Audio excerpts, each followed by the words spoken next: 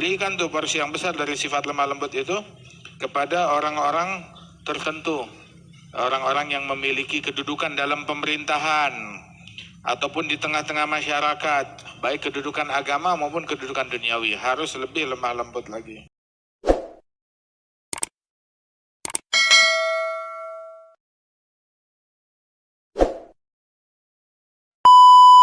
Ja'alna minhum, insyaallah dijadikan kita sebagai orang yang memiliki jatah yang besar, bagian yang besar dari anugerahnya Allah Subhanahu wa taala, dari sifat kesabaran dan kelembutan.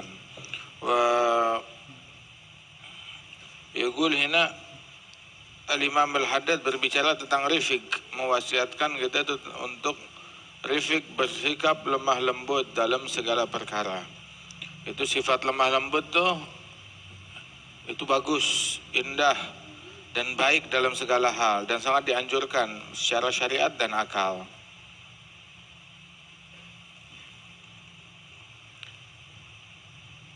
Dan sesungguhnya sifat lemah lembut, kelembutan itu bisa memberikan sesuatu yang nggak bisa dicapai dengan sifat keras dan kasar. Jangankan bisa dicapai, hatam mendekatinya pun juga enggak. Sifat keras dan kasar. Rifq itu sifatul hukama waruhama. Sifat lemah lembut itu sifatnya ahli hikmah, sifatnya penyayang dari hamba-hamba Allah yang dipilih oleh Allah Subhanahu wa taala. Sehingga Allah mensifatkan Nabi Muhammad dengan sifat ini. Enggak dibilang sifatnya Nabi Muhammad bengis, enggak ada.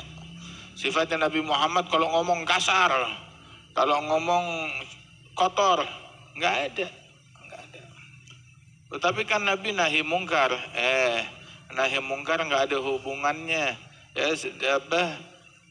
Kata-kata kotor, cacian, makian nggak ada hubungannya dengan nahi mungkar. Siapa yang berani bilang Nabi tidak nahi mungkar? Nabi nahi mungkar. Tetapi siapa yang berani bilang Nabi nahi mungkar berucap kotor, mencaci maki? Nggak ada cacian, nggak ada makian. Kenapa? Sebab cacian dan makian bukan nahi mungkar. Dia cuma sepotong dari kata nahi mungkar, namanya mungkar. Bukan nahi mungkar, dia namanya mungkar. Mirip. Ini namanya nahi mungkar, ini namanya mungkar. Kedengarannya mirip, tetapi maknanya beda. Mungkar itu sebuah kejahatan yang harus dihilangkan, yang harus dinahi. Nahi mungkar menghilangkan keburukan tersebut. Jadi nahi mungkar beda. Begitu cacian makin adalah mungkar yang harus dinahi, yang harus dicegah, yang harus disingkirkan. Dan penisbatkan cacian kepada nahi mungkar adalah penistaan terhadap Nabi Muhammad. Adalah penistaan terhadap dakwah. Begitu, adalah penistaan terhadap sifat nahi mungkar itu sendiri. Sebab cacian, makian itu kerjaannya Firaun, kerjaannya iblis, kerjaannya syaitan. Nahi mungkar kerjaannya Nabi Muhammad. Jangan disama-samain. Nabi sama setan kerjaannya hampir mirip. Enggak, jangan disama-samain. Itu menistakan Rasulullah sallallahu alaihi wasallam. Allah mensifatkan Nabi Muhammad fi bima rahmatin minallahi linta lahum walau kunta faddan ghalidhal qalbi lam fadda min hawlik. Dengan rahmat Allah engkau bersifat lemah lembut. Kalau Nabi Muhammad berucap kata-kata yang kasar, kotor, hatinya keras, orang bakalan kabur. Khudhil afwa wa'mur bil 'urfi wa'rid 'anil jahilin. Itu perintahnya Allah kepada Nabi Muhammad. Khudhil afwa wa'mur bil 'urf. Masya Allah. Memberikan maaf, kemudian juga mengambil menerima maaf, permintaan maaf seseorang, atau juga mengambil yang lebih daripada seseorang. Kekurangan tuh nggak dilirik oleh Nabi, artinya nggak hinggap di situ. Wa'mur bil 'urf, perintahkan orang dengan yang ma'ruf, dengan kebaikan. Amar ma'ruf bil ma'ruf, nahi mungkar bil ma'ruf. Nahi mungkar bukan bil mungkar, haram. Nahi mungkar bil mungkar itu adalah melarang sesuatu perbuatan yang mungkar dengan cara yang mungkar. Ada haram. Jadi 2 mungkar akhirnya, jadi 3 mungkar akhirnya. Nahi mungkar bil ma'ruf, dengan cara yang ma'ruf.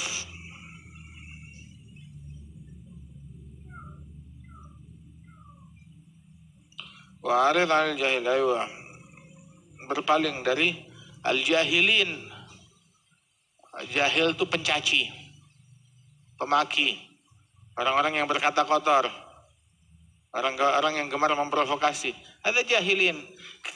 Da'i disuruh a'rid anil jahilin, berpaling dari orang macam begitu, bukan menjadi orang kayak begitu.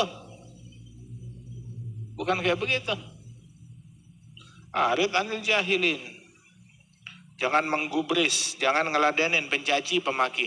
Nah, ada da'i. Kalau berubah dirinya jadi pencaci, pemaki, lo gimana cerita? Gimana cerita? Ente memadamkan api, entenya yang jadi api. Entenya yang bawa bensin, memadamkan api dengan bensin. Faqidu syai' la yu'ti. Innallaha rafiq yuhibbu rifqa fil amr kulli. Allah Ta'ala lembut, menyukai lemah lembut dalam segala perkara. Maka narifku fi syai'in illa wazana, kata Nabi. Sifat lemah lembut tidaklah diletakkan dalam suatu perkara, melainkan akan menghiasi hal tersebut.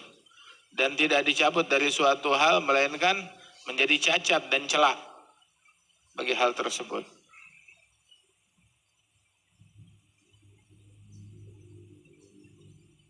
Rifik, lemah lembut tuh perlu. Ma'ana rifik muhawalatul umur wal akhadh fiha bilutuf wal yusur wal wagar والتوأدة.